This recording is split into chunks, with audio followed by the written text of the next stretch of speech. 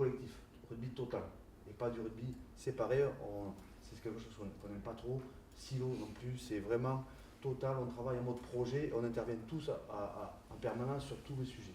Ce séminaire des équipes de France est un point de passage obligé maintenant, parce que finalement c'est l'incarnation de cette transversalité, on est tous là et on peut échanger un regard critique et bienveillant qui nous fait tous grandir. Depuis maintenant plusieurs années, on a mis en place une politique de la haute performance au sein de la fédération. Ça ne veut pas dire qu'on ne s'occupait pas de la haute performance, mais il y avait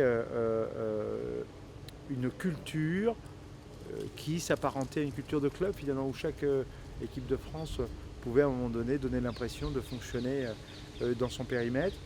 On a mis beaucoup de transversalité, on a beaucoup réfléchi en prenant d'ailleurs exemple sur des fédérations qui fonctionnaient déjà comme ça, beaucoup de transversalité, de partage d'expérience, de partage d'expertise. Il y a la muscu, les clartés, les 2 gros entraînements, mais ceux-là ils sont très importants parce qu'on pousse de plus en plus de choses dedans. Et après on pourra rentrer en détail sur ça. On veut aller, et je vais dire le gros mot, on va aller vers un système de performance des équipes de France. Système, il faut l'entendre vraiment dans le terme mécanistique du terme. Il faut un système qui fonctionne au-delà des hommes et au-delà des personnes.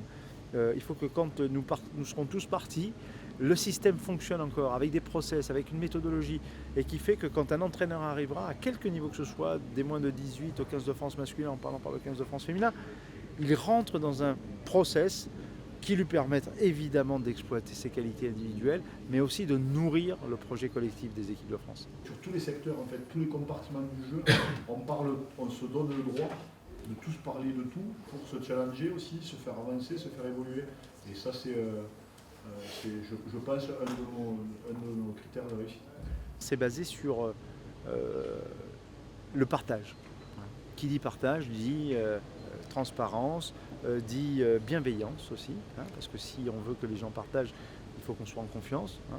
Donc c'est l'état d'esprit, c'est-à-dire c'est de la critique bienveillante. Critique, c'est du challenge, c'est-à-dire que tout le monde puisse être challengé par, j'allais dire, ses homologues, mais même pas. Voilà, tout le monde a le droit de poser une question sur telle méthodologie, sur tel point technique, et de finalement permettre à chacun de remettre en question, de se remettre en question. Et là, eh bien, on est challengé par les staffs de l'équipe d'à côté, de l'autre équipe de France, qui a une autre méthode, qui a un autre regard.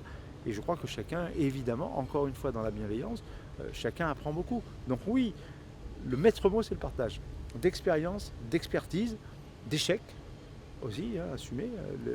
Moi, je le dis souvent, l'échec, c'est juste une étape vers la réussite. Hein. Voilà, donc on partage aussi nos échecs, et il y en a, et on essaie de trouver des solutions, et il y a toujours une solution quelque part à trouver.